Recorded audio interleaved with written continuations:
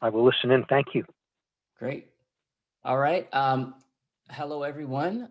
I'm Reggie Holmes, and this is What Difference Does Being Different Make? Understanding and Leveraging the Power of Brand Differentiation. So I'm really excited that you all could be a part of our little workshop today on brand differentiation. So thank you for coming, and I hope to make this hour really fun and insightful for you. Uh, so this is the question that we're trying to answer. What difference does being different make? Obviously, we're all in some type of business. And if you're in business, I know we have an author here, we have a coach, consultant, we have someone who leads a chamber and, a member organization. None of us are in business where we're the only one doing what we're doing. So finding ways to stand out and to differentiate ourselves from others who are in a similar space, whether we're talking about the industry or with respect to our geographic location, being able to find ways and communicate ways that we are unique and different and valuable is really important. So, welcome to those who just came on. If you don't mind muting, that would be great. Hey, Larry, good to see you. So, yes, that's what we're talking about. What difference does being different make? And we're going to find out that it actually makes a big difference. Do you want to throw them on back? Come on. You want to watch a movie? You want me to eat some ice cream? Okay. So, a little bit about me. I am Reggie Holmes. Company's called Enthuse Creative. I'm the founder, creative director. I've been doing this business for the last 7.5 years, based here in Northern Virginia, but we serve clients all throughout the country and a few abroad, actually, which is great. An advantage of the environment that we're in. But I know we all like to be able to meet in person fully as we were before, and we're moving in that direction. But I am able to serve people anywhere through brand strategy, design, and leadership. And so that means that I work a lot with people, and more so than I do with design, which is what I sort of used to do, and what I came in the business sort of focused on the graphic design part of it. What I really get a lot of joy and value out of is being able to do the strategy piece as well, which is working with business owners to really dig down into who they are, what their brand is all about, and trying to pull that out, extract that, and communicate that. And design is just one of the vehicles that we use to do that. So I believe that one of the things that differentiates me from others is I'm consider myself equally adept at uh, strategy and framework and thinking through branding as well as designing. That's what I went to school for. That's what I have the degree for. But even looking back on my academic and post academic career, I was always really good at thinking through the project and thinking through design. So um, and thinking through branding. So that's what helps set me apart. Now, I'd like to know from you all, what would you say are 2 to 3 of your key differentiators? So take, 30 seconds or so to think about that. And then you can just go ahead and unmute yourself and, say your name, your business, and 2 to 3 things that you feel differentiates you. And we'll take maybe 3 people, the first three that sort of raise their hand and jump in there. So Elizabeth will call on you when you raise your hand. But think about not having really been exposed to sort of the information that we're going to go through today, but just based on what you know right now. What are 2 or 3 of your key differentiators for yourself or your business? I see Jennifer's hand, so I'm gonna start with Jennifer. All right. Thank you, Reggie. As you and I know, there are a lot of chambers of commerce in this region, 26 in Northern Virginia, 13 in Fairfax County alone. I like to think that a couple of things that differentiate the Central Fairfax Chamber from some of the others is one, We have a really unique demographic in our chamber. Most of our members are either solo entrepreneurs or 2 to 4 employee kind of companies. 3/4 of our membership have fewer than 10 full-time equivalent employees. So that unique demographic, having that in mind as we put together benefits and programs is one of our differentiators. And I think the other is the level of personal service I am able to provide to our members. I joke sometimes and say we're like a boutique chamber. I'm not sure if that's a good thing for me or not, but I feel like I'm able to provide some great personal attention to our members. Okay, great. Anyone else want to volunteer some of their differentiators?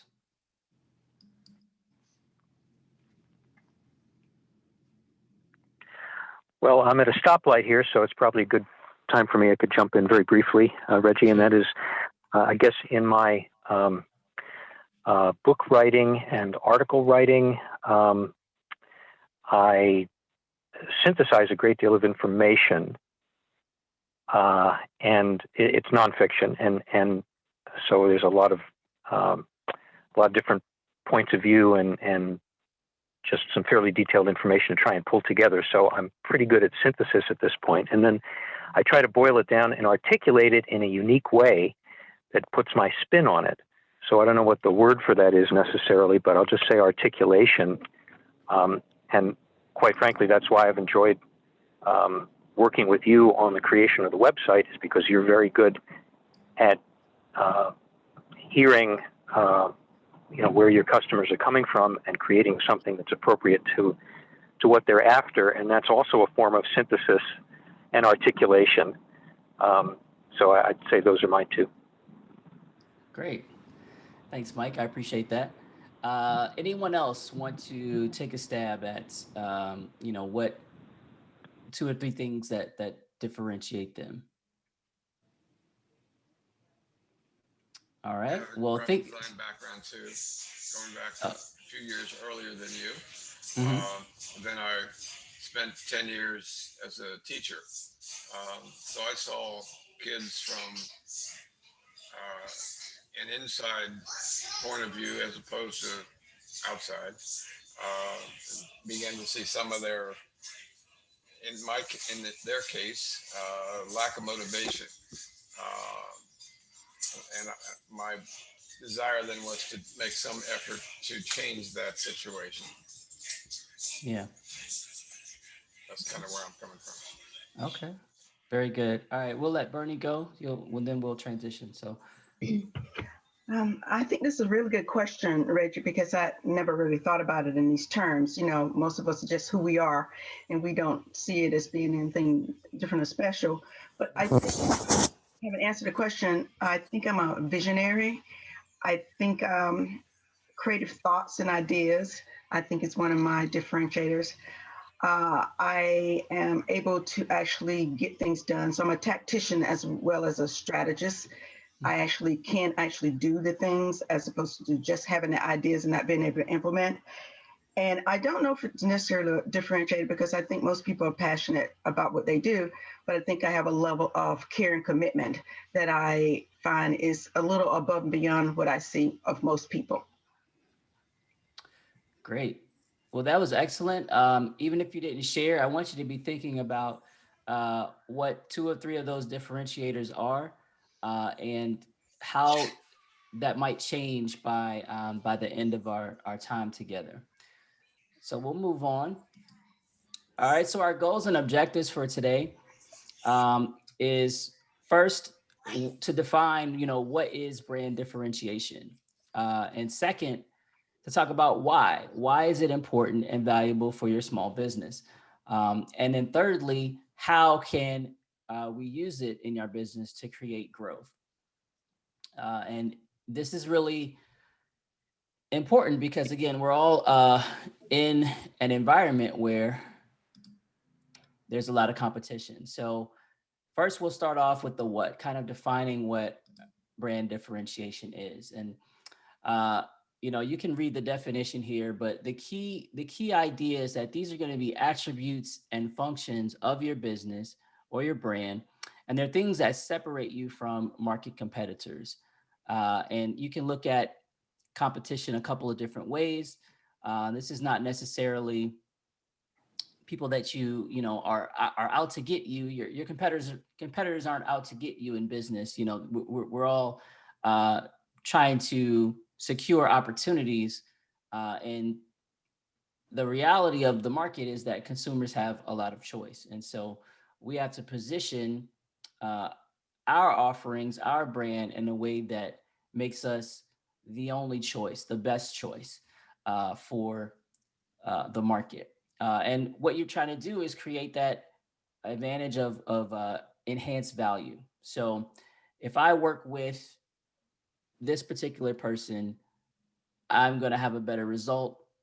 I'm going to get a better value for my dollars. And it's all related and focused on who your target audience is. So you're not trying to um, differentiate for just anyone in the market, but you're really trying to specify this for your target audience. And so when these attributes and functions are the things that we call differentiators. So when we refer to that, we're talking about these specific attributes and functions that we're going to identify that do help us to separate and create that competitive advantage. So just a little bit about brand differentiation. This is obviously an aspect of what we call branding. And, you know, I tell you, when I worked as a graphic designer, I didn't really think about or care about these sorts of ideas, but they're really important because in trying to even, you know, create a logo, create some marketing collateral or website, understanding how the person that I'm working with or the business that I'm working with is unique from someone else is really helpful to be able to make sure that that piece communicates those unique things. And so the more that you, as a business owner, as someone who is in charge of a brand or a message, the more you understand these things, the better it's going to be for anything that you try to create that is a vehicle for your brand, whether that's an ad or a commercial or, you know, a website or some type of creative project.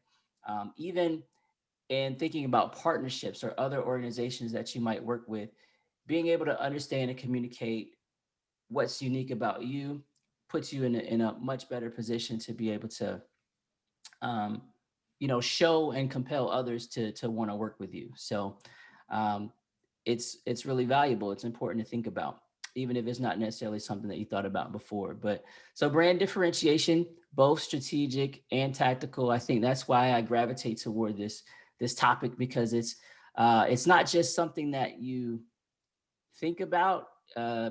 What makes me different has to actually be something that exists in real life. So it's conceived and it's perceived. So the things that make us different are things that we think about and sort of come up with as business owners, but it's only as real as it is perceived by the audience. So if I am saying, you know, hey, I'm great at the thinking and the doing of branding, but if that's not something that the audience or the market recognizes, then it's not really a differentiator. So it must be created and also communicated. It can't just exist on paper. So our challenge is not just thinking of things that we feel like make us different. It has to be validated by the market that you are, in fact, you know, unique in these ways that you say you are. And it's protected and projected, which simply means that there is the part of brand differentiation that is sort of internal. It never necessarily makes its way out to the public. There's sort of the things that you talk about within your organization that make you different. You may not lead with them in your marketing collateral or your communications, but there are these other things that you very much want the market to know about, that, you know, in the ways that you're different. And so think about, as you're thinking through the things that actually make you different, how much or which of those things you want to actually sort of lead with and really be, you know, out there about in terms of communicating. So here's a great question, and you know, because we can again sort of think of these things that make us different, but what I want you to ask yourself when you're thinking about your differentiators and sort of getting them from these are things that I think to things that are on paper to actually validating them in the market. One, it's got to be rooted in reality. It's got to be true. So valid. It's got to be valuable, meaning that it's relevant. So it's got to actually matter to your customers. And I think this is one of the things that business owners kind of have a hard time with, because there are things that we can think of that are different, but does that really actually matter to your customers? And that's not something you can really know unless you are actually talking to your customers and finding out if, you know, this thing that we're insisting on telling people that's different about us, um, is it, does it really matter to you actually? You know, is there something else that you can talk about either in the services you provide or the way you do them that is actually more relevant and would actually help you stand out more? Um, Sometimes as business owners, the things that we lead with are not the things that are most relevant to our customers. And lastly, it has to be verifiable, and that's simply provable, validated through statistics, through testimonials. This is why things like reviews and social proof are really important, because I can say it all day until I'm blue in the face, as the expression goes. But if it's not backed up anywhere online, if you know, my very savvy customers can't look and validate the things that I've said about my business or my process or my offerings, um, then I'm in trouble. It's not really a differentiator that can be proven, that can be demonstrated. So uh, think about the things that you thought about as far as differentiators. If you didn't, try to write them down, because we will sort of reference those two or three things as we go throughout this. I'll take a short pause here and just say, if you have questions, put them in the chat. Elizabeth is monitoring the chat for me, and we'll try to get to those questions at the end. But hopefully, you know, this is provoking some thought and questions for you. So why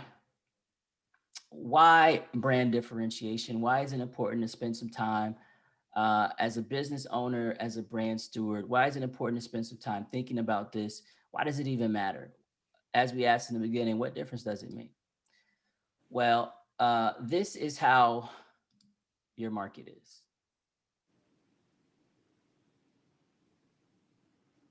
All right. Your customers, this is what they're seeing. This is what it looks like in terms of the options and the opportunities that they have as far as service providers that are out there. All right. There's a lot coming at them all the time. And recent shifts in the market, you know, due to COVID and just in general have sort of caused that to be exacerbated even more.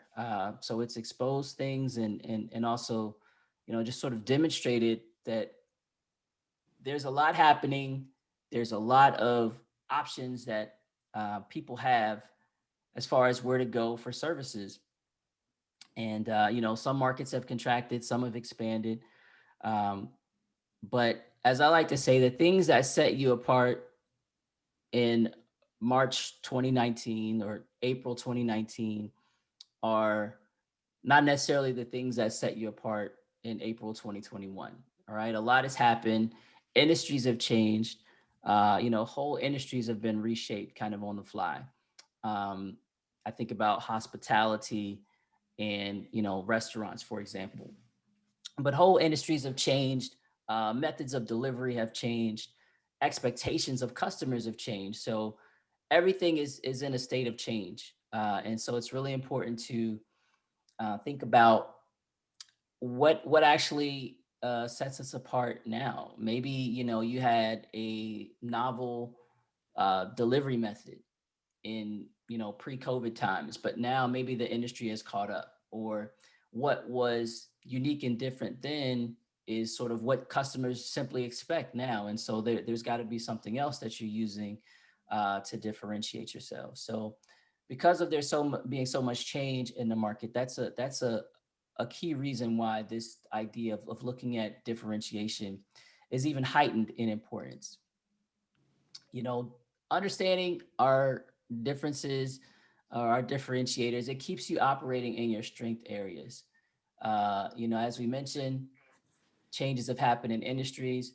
This alleviates the risk of you becoming, you know, that commodity, that commoditized provider. So just like everyone else sort of doing the same thing, you know, because people want, they want connection, and they want the services that you provide, but they also want connection. And so if they can connect with how you do something differently and make that positive association, that's going to help you. And, you know, it does move you from um, that commodity toward innovation, getting you to think about what makes me different, kind of changes your mindset from we're just trying to produce our goods and our services, uh, to, you know, we're actually doing something different. Let's continue to think about how we can innovate, whether it's, you know, the programs that we offer, um, the uh, speed and value with which we, you know, provide our services. It just, as a business owner, it gets you thinking about, you know, how we can continue to create separation, because it is about creating that advantage. Yeah, competitive advantage. So creating and keeping those associations and connections in the heart and mind of your customer. And I like to say that mind share leads to market share. So the more you can get your customers to be thinking about you in positive ways, understanding, sort of connecting with how you're different, and different in a good way, right? There's a way to be differentiated in a negative way. Obviously, we're talking about the positive associations, positive differences. The more you can get your customers to think about that, the better that's going to be for your business, and the more of an advantage that's going to be. You want them to call to mind when they see your brand, when they interact with your product or service, when they engage with you as the business owner, the CEO, the face of the operation. You want to lead with those positive differences and have those be called to mind whenever they think about you. So here's something that I created called a brand value spectrum. And it basically shows the process from a user sort of knowing, not knowing anything about you, just becoming aware of who you are, all the way to, all right, we have seen your brand, we know who you are, we understand who you are, what you do. We actually value that. That's important to us. And at this point, they become customers, and there's trust, and then there's, you know, referrals. So not only do we personally trust you and believe in the value that you provide, we're willing and able to refer you to others. And so we sort of see it going from this conceived idea of this is what we think we're different, to perceived, where the marketplace actually really believes that you're different, and so much so that they're willing to go to bat for you and share you with people in their network. And you see at the different points, what it's trying to illustrate is that you're trying to communicate uniqueness. So you want people to be aware. So at that, even at the early stage where they're just sort of seeing and knowing and kind of coming into a relationship with your brand, you want them to understand what makes you unique. And then as they move through the process to valuing and trusting in your brand, at that point, you also want to communicate what makes you unique. Because at one point, it's really about awareness. At the second stage, it's really about solidifying, uh, you know, that differentiator in their minds, because they've already become customers, and the goal is that you want to continue to remind them of what those different things were that made them go with you in the first place. That's going to solidify them as a customer and be able to continue to move them along to not just a one-time person or one-time customer, but a repeat customer that is now a referral partner. So it's important to think about those things because, and I like this framework because it kind of gives us an idea of a person who is just going from not any knowledge. How do you move them along this spectrum? And at each point, communicating, why, how you're different and why that's important to them. And when you get to that point of them really valuing who you are and what you do, you don't have to keep telling them that you're different. You're different. It's really about occasionally reminding them, but also showing them how that difference has, added value to that relationship. So you think of this as a relationship, and this you're trying to move them along, and at each point, your differentiator, it matters, but it matters in a little bit different ways as they go throughout the process. All right, so how do we do it, right? That's the important thing. How do we, we've explained what brand differentiation is. We've explained, why it matters. And now the key question is always, how do we do it? So here's 5 types of differentiation, plus 1. I'll go back. That's what that says. Plus 1 means there's an extra. All right, so specialization. There are firms that, just as a way of background, the people organize and group differentiators like many different ways. So I've given you 5 plus 1. There's some that have as many as 21 different types of differentiators. I feel like that's a lot. That's overwhelming. So I've tried to just combine a lot of them in a way that sort of makes sense. But if you research, do a search for brand differentiation, you'll find many different types of groupings and sort of ways to organize these things. So the first category is specialization. So that can be specialization within the industry. We only work with this particular industry, specialization within a role. So if you're targeting individuals within an organization, we work with sales managers. I have a client who he has a peer-to-peer networking group, but it's only for sales leaders. And so that can be independent sales leaders or sales leaders within, large organizations. So he's specified what type of role he wants to work with and serve through this networking organization. Methodology. So there are many coaches. You have folks who are ICF coaches, and then you have people who have trained with John Maxwell, and so they lead with that. I'm so and so coach. I'm a John Maxwell coach, and so there's a particular methodology and approach to coaching that they bring. So that's one way to differentiate.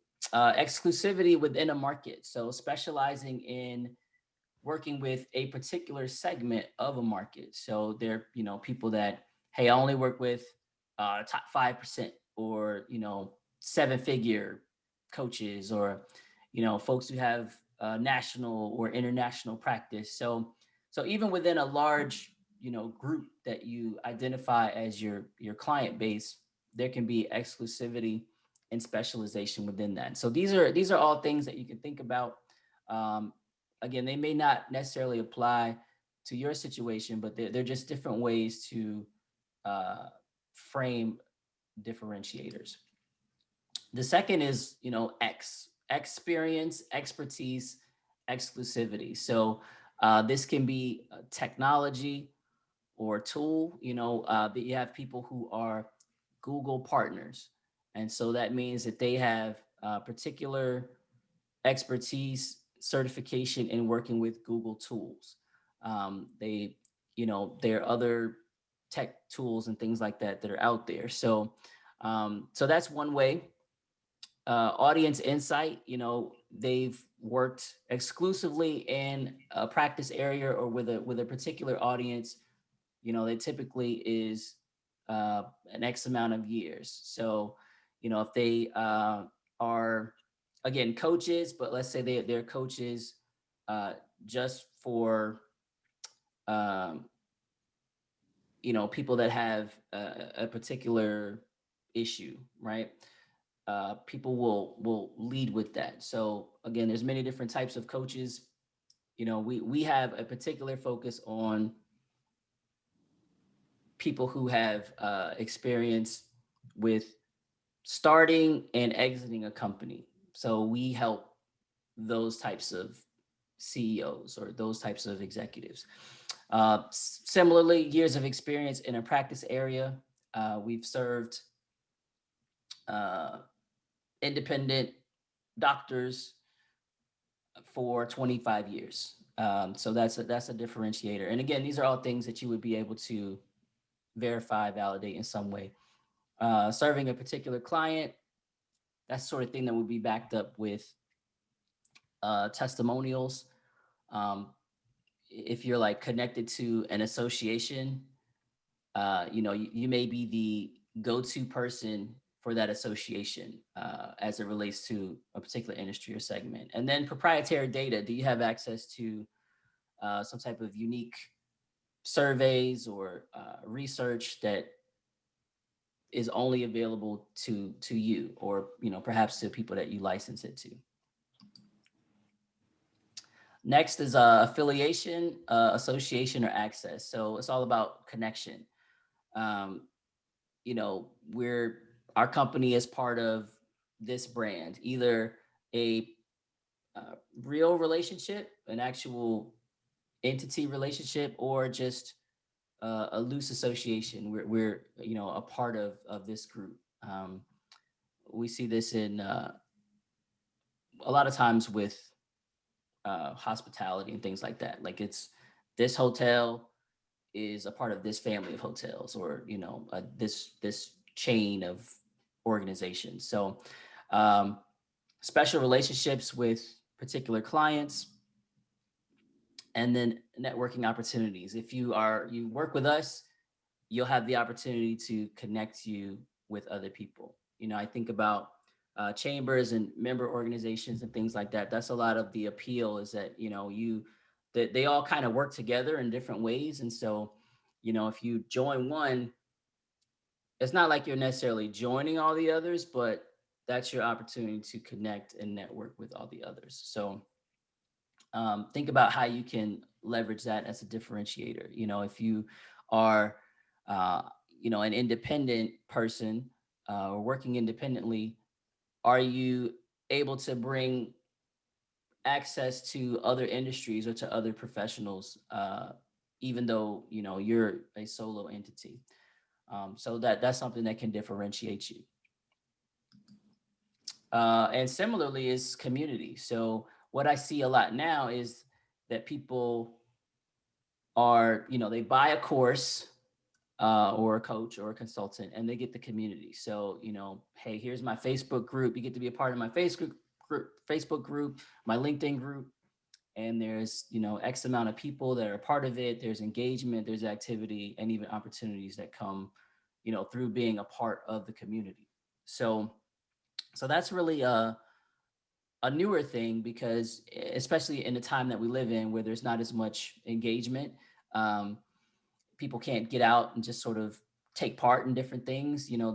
People are offering a lot of courses. And so one added bonus or added value of that is the community that they bring along. If I get to be a part of, I buy your course, but I get to connect with 1,000 other marketing professionals, as opposed to just I bought the course and it's great for me, but there's not anything beyond that.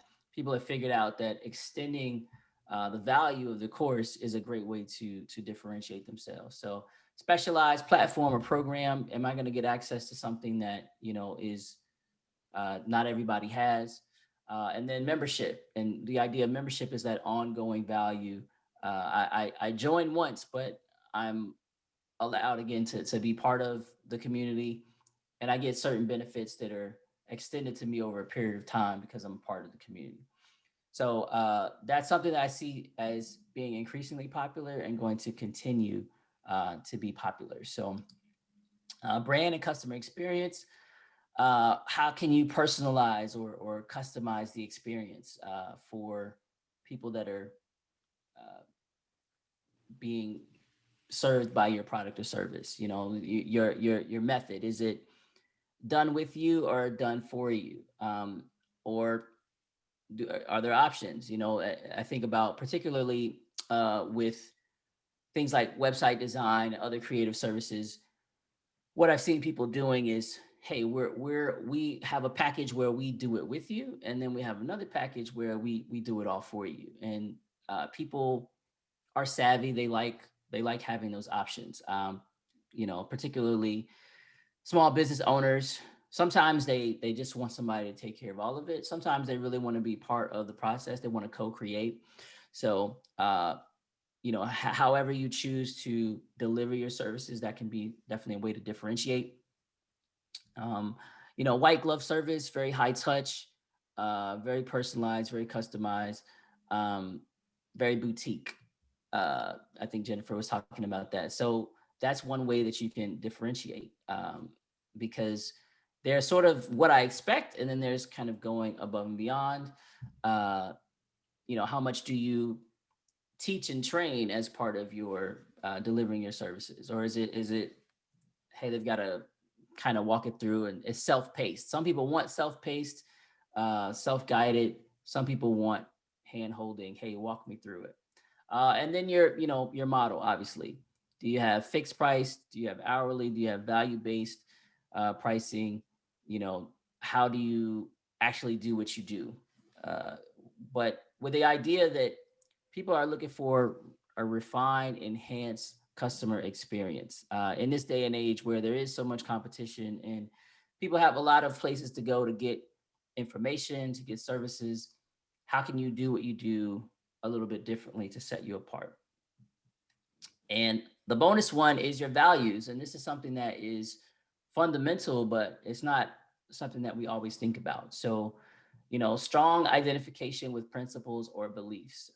People nowadays really want to work with and support businesses that align with their values. And you know, I like to say that they're your virtues. Like your virtues are matters of right and wrong. Like we absolutely will do this, not, and we absolutely won't do this other thing.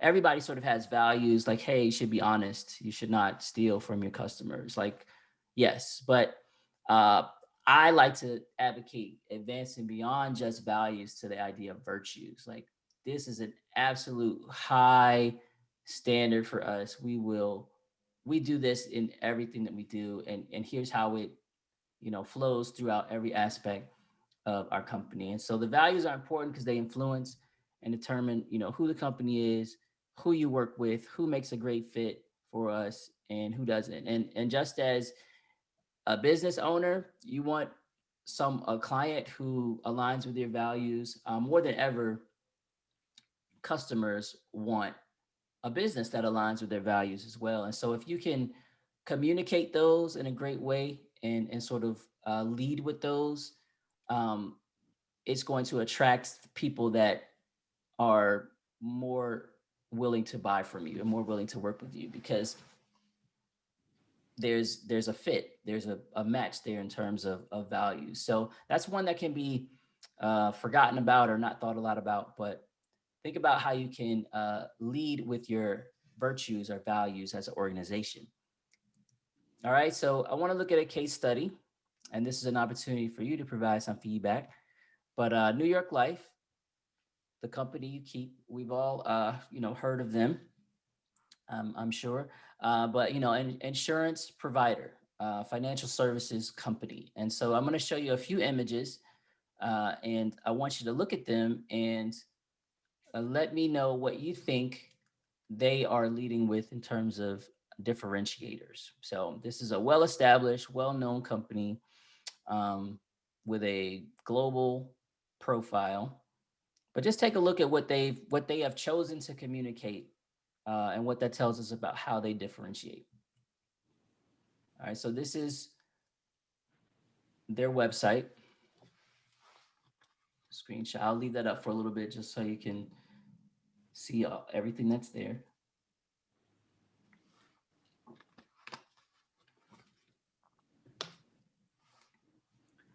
All right, I'm going to show you one more image. And this is their website. Again, their homepage.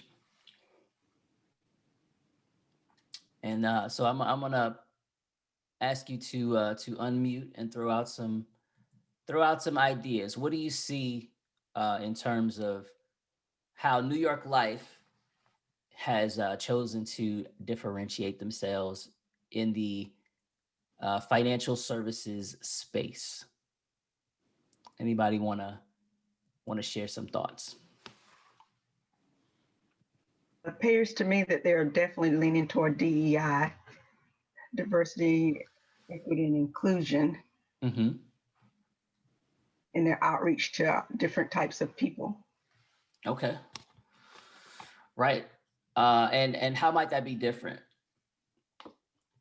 I think that maybe traditionally you would be talking about the different services that you provide and listing out how they're different from your competitors.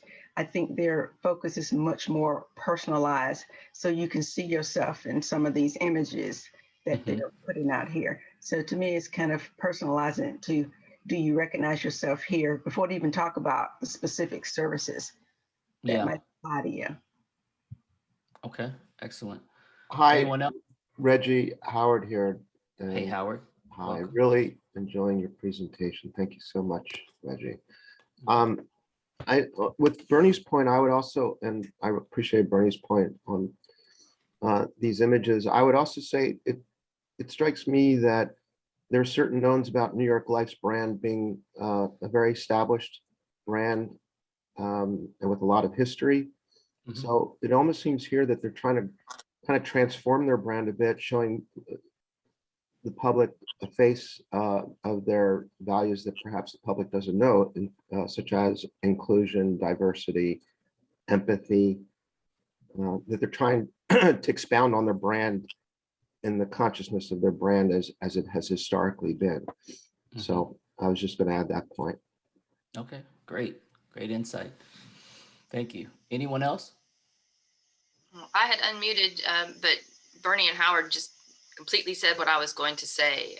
They've done a great job of sharing what their values are with the customer. And there's definitely the DEI in there. And, you know, they're stressing how long they've been in business. They've got that history and expertise in what they do. Right. Yeah. But it's not in your face. If you know, it's a timeline. So it starts in 2020. And you know, it's actually going back in time, and 175 years, like that's in their logo. And then the banner right at the top, you know, it's 175 years of helping people act on their love. And they are taking you through this history. It goes back many more years than what we have on these two slides. But so they're still differentiating with that longevity and that experience, but they're doing it in a more subtle way. But it's still there. And also, as you guys mentioned, they are leaning into this idea of what they've done for people, and the human stories behind the services that they provide. Like there's no suits here.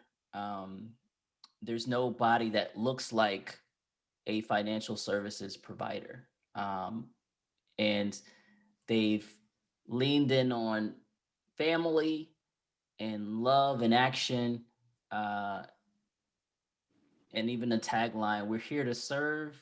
New York Life provides more than life insurance. We help individuals, families, and communities thrive." And each of these stories, each of these, you know, the messages sort of relate to that. And so in an industry where people like to talk about the services. They like to talk about the numbers. There's no numbers here except for the years of, when they've been in service and through their history. So those are a couple of ways. I thought this was a really good example because, again, it's sort of a big brand that we know, and they do have that history and longevity, and that's a big part of who they are. But they've also chosen to elevate other areas to communicate, how they're different and really stand out in the market. So I thought this was a great job of doing that. Richard, could I also add that Sure. one of the things that I find really unique about this is that you can tell that they want you to feel before they want you to think. Mm-hmm. Because when you first put it up, I immediately start feeling. And I think that's really interesting. I had not thought about this in this way.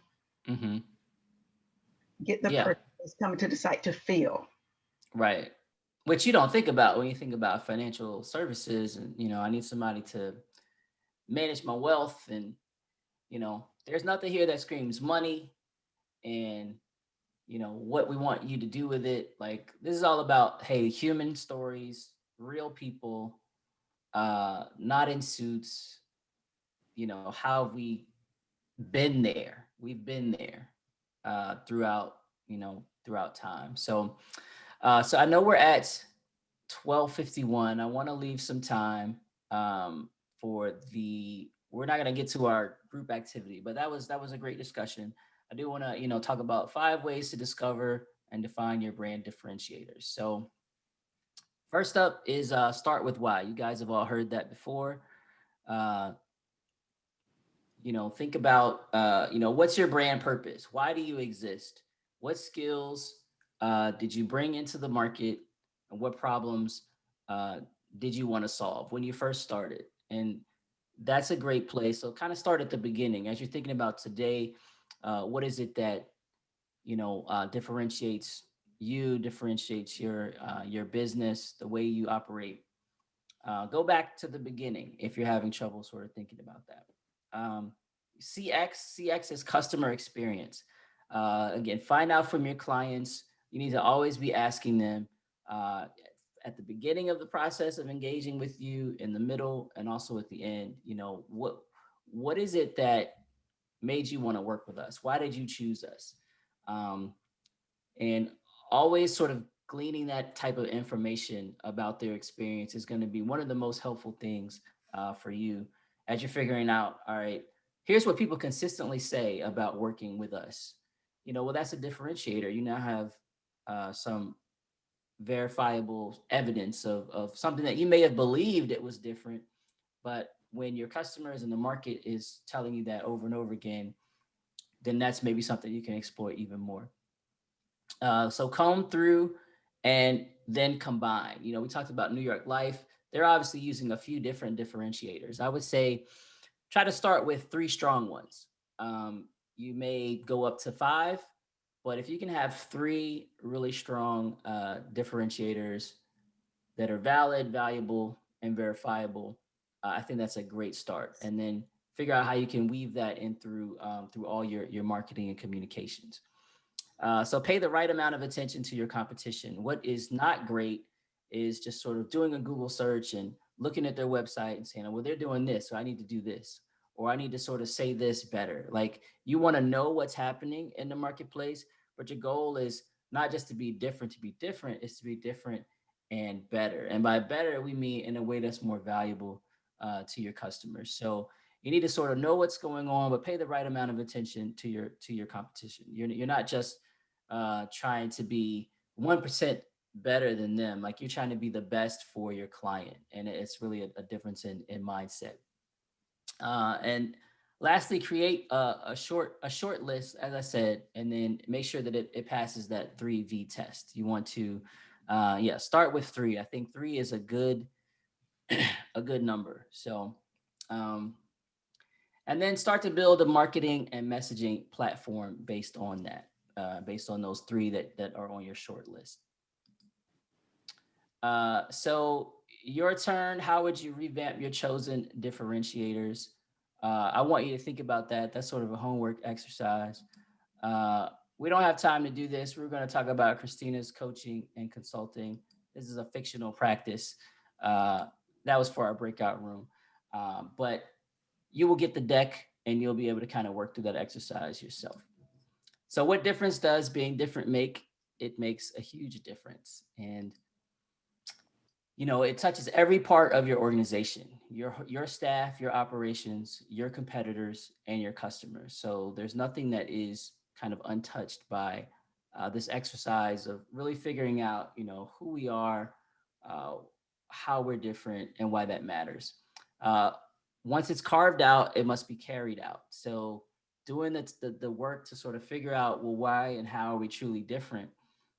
You've got to actually take that to the market, take that message to the market, build on that, and make sure it's again not just something that's conceived, but it's something that's actually perceived by your audience. And you know, just in a world where everyone's trying to be different, be distinct. Again, you're not just trying to be a little bit different from your competitors. Like you're trying to be distinct. You're trying to be unique, and really, no one can do what you do the way you do it. Even if, you know, we're both selling the exact same product or service, you're going to do it a little bit different. And the way in which you do it different is actually important. But make sure that that way is not just different for the sake of being different, but is different in a way that's valuable and matters to your customer. So here's a worksheet that I'm going to include in the follow-up email. It's a great sort of place to start, but it talks about, you know, what defines my organization or my, you know, my solo business, what describes us, what are we like, and then what differentiates us. And so we want to spend most of the time on a third column because you probably know what you are and you know what you're like. But where we can sometimes struggle as business owners is spending time in that third column. Like we're unique because of these things. And that's where you're going to start to write down those differentiators for you. So this is a quote that I like to leave you with. You know, what you do is not as important as how you do it differently. Again, there's a lot of people doing the same thing, but the way in which you do it differently can make all the difference in your business. So that's what I've got. Here's my contact information. Thank you guys for your attention. We're at 12:57. We have time for like one or two questions if you want to hang on. But I know we said we'd be done at 1. So want to get you out of here on that. Thank you guys so much. I'll stop sharing and we'll take some